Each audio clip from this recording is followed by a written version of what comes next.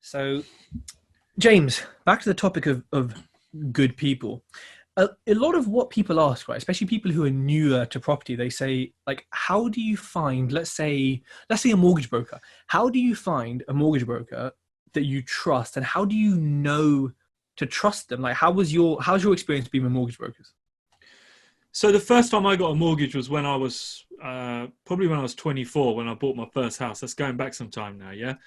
And at that time, you're kind of like, it's very, very new to you. So 9 times out of 10, you're probably going to go with the recommended broker that the agent selling the house would recommend to you, or you're just going to try and find someone very, very local to you. But I think what happens over time is you start to learn the process a little bit more. Now, my advice would be to anybody who's trying to find a broker or trying to find someone who arranges a mortgage for you is to understand the whole process of a mortgage. What are the different stages they go through?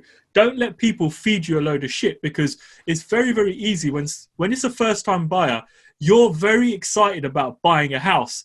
So you're disregarding all that other legal nonsense, yeah? You're just thinking, damn, man, I want to get my house. I want to get in there. I want to hang my TV, make it look all good. You're not worried about looking at the mortgage product. You're not worried about looking at the interest rate, what the best product is for you. My advice would be, take one step back. There's so much information available now, yeah? Have a look. Just work out. Just type into Google, what are the steps that a solicitor takes? What are the steps that this person takes? So you can then start getting some kind of idea on how they're billing you. Don't just go with the first product, because it's generally going to be the wrong one. Now, my other advice would be is definitely get a broker. A broker's going to have such an array of products on the market, whereas if you're going to the high street, they're limited to the 2 or 3 products that they can send to you. I'm reading your message here, man. It's making me laugh. You're a joker. Anyway, go to a broker, because a broker's going to have a massive array of products. Now, for me, I work with one broker and one broker only. Having said that, I am going to give Shaz, our boy, a chance, to see if he can get in. But my broker, we've been friends since we were 13. He runs a wealth management company. He works with some really high net worth individuals. And I think the only reason why he still works with me is because we're mates.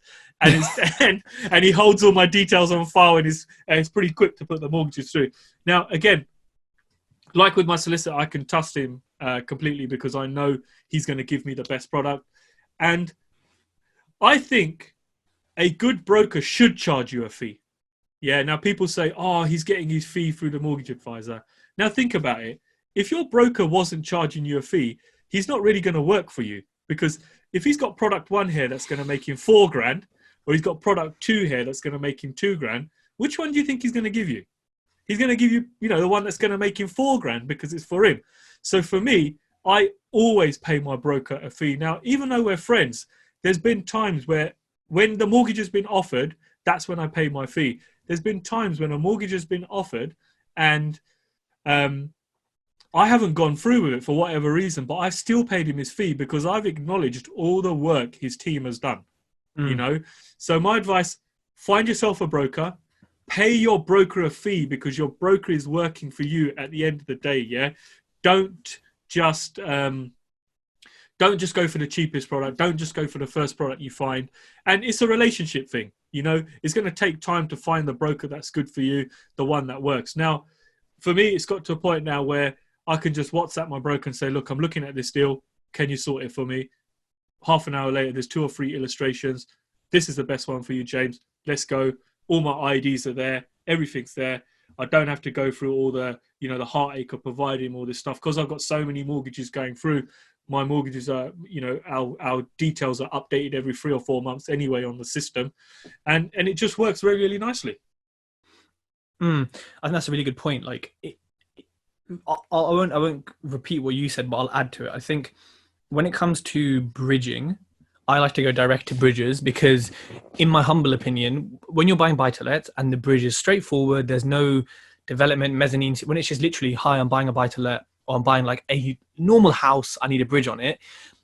In my opinion, I find it a lot easier to go straight to the bridging lender. And in fact, I think all bridging lenders, apart from maybe InterBay, because they're part of Kent or something like that, maybe they won't go direct, but most of them will work with you directly.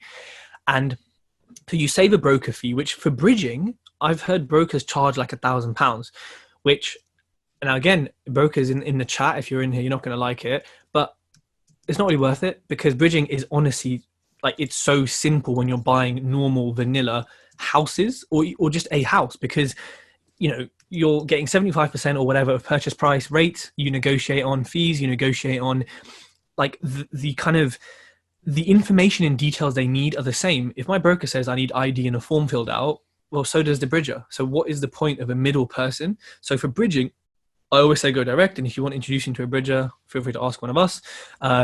When it comes to brokers, though, one thing that I notice is that so many brokers in their marketing, should I say, will say, we're a whole of market broker. We access all the lenders. Everyone is a fucking whole of market broker. I've literally not met one lender, one broker, sorry, who's not a whole of market. So it's like saying, hi, I'm Tej, I'm a human.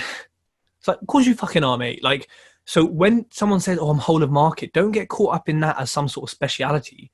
Like, yeah, there might be some who are not, but, you know, basically everyone is, and it's like a basic tick that you should have. What matters more than that is, okay, your whole of market or your sum of market. What relationships have you got with those lenders? Because I know certain brokers who have, you know, worked with their BDMs in previous capacities. I know some lenders who are texting the underwriter brokers. I know some brokers who are new and don't have relationships yet. I know some who, you know, so that matters more, because if your broker can just text the underwriter and say, look, mate, we've got an application coming in, unsure about this, what you reckon? And the underwriter goes, as the person who's signing it off, here's my feedback over text or on a little call. It helps you so much, because you can then change the application or not go with that lender or save yourself time and effort. So the relationships within that matter a lot more than who they know, right? Another thing, which, again, speaking of Shaz, my broker, and who you know as well, and who people in the chat sorry, know. Ted, just to add to that point where you said about relationships. Now, I think that's a very good point, because my broker, he was saying to me, I was speaking to him a couple of weeks ago, and he was like, oh, look, I'm having lunch with the guy who creates products for Paragon, you know, or I'm having lunch with the guy who creates the actual products that, say, Foundation Home Loans put out there. So he's responsible for creating the product. So I think when your broker has that level of relationship with someone, when your case is very, very complex, or it needs a little bit of a, let's just overlook this slight little bit, or can we overlook this? If your broker can speak to the person in the firm that creates the damn products, you don't get much higher than that. I'm sorry. And this is where my broker, somebody asked in the chat there, how much does your broker charge you? Mine charges me £550 for everything he does for each application. I would happily pay him that each time, because I know I'm getting the best advice, best service, and the best product for me. Yeah. And I think, you know, you said, Sandy said, no, Mohit said, what is a reasonable fee? For bridging, I don't believe there's any reasonable fee on normal buy-to-lets. When you go into complex bridging, they're probably going to charge you a percentage, or about £1,000, maybe a little bit less, maybe a little bit more. So yeah, I mean, I pay my broker less than what James said, but I'm not surprised. But it's still an amount that I believe is fair for the work done. But also, like James said, I'm happy to pay certain amounts because, well, if the work's getting done and it's pain-free for me, and I can just WhatsApp an address and we get a mortgage, you know what I mean? It's like I'm not having to do much. So I don't really mind. Yeah, do you know what you said about bridging? Just one point on that, going direct with a bridger. I got a big up Theo on this, because he actually, my first bridge that I did with Together, he put me in touch. Now, just to give you an example, I contacted Together directly here in London, through London. So I must have gone through some different routes to get the business development manager that I did. Theo put me in a recommendation with his guy, who's called Bob the Bridge. What a name, eh? Bob the Bridge. Well, we've called him Bob the Bridge. I don't think he's called Bob the Bridge. But anyway, so looking at the same product they put through for me here in London, or going through a recommendation, mate, there was a huge difference in the price. So going direct to the broker or getting an introduction to a bridging person or a BDM in a bridging company is what Theo did for me. And it saved me, it saved me about £100, no, about £90 a month on the payment, which when you're thinking you got a bridge for 15 months, that's a lot, man. You're thinking these London boys were trying to shaft me. The minute I went up north and spoke to Bob the Bridge, it was perfect. Now, the relationship I now have with Bob the Bridge is like, if you're looking at a deal, you ring him, you say, look, Bob, this is the deal. What do you think? And he think, yeah, we can make that happen. And you think that is all you need. When you've got someone like that on your side, especially a bridger, saying, I'll lend you the money, And then this particular, one of my deals that fell out of bed, which is a new build in London for the land and the build, he said, I can lend you 75% of it. So this is to buy the land and to do the works. And he was going to roll it up over 24 months. You get better than that? No, you don't. What a deal, eh? I think, like, apparently Bob the Bridge is no longer building bridges. Oh dear. Has he gone to a better place? He's gone to somewhere like Roma. I'm joking. No, they got their doors closed at the moment, haven't they? Oh yeah, basically, yeah. I hope he isn't dead. Yeah, I hope that wasn't an ominous message. Theo, can you please clarify what you mean by that? Because that's like, you're upsetting us, man. Yeah, I think that's really important. Relationships are important. I'm the same with Together. Like, I just send an address, and then they just instruct legals and whatever.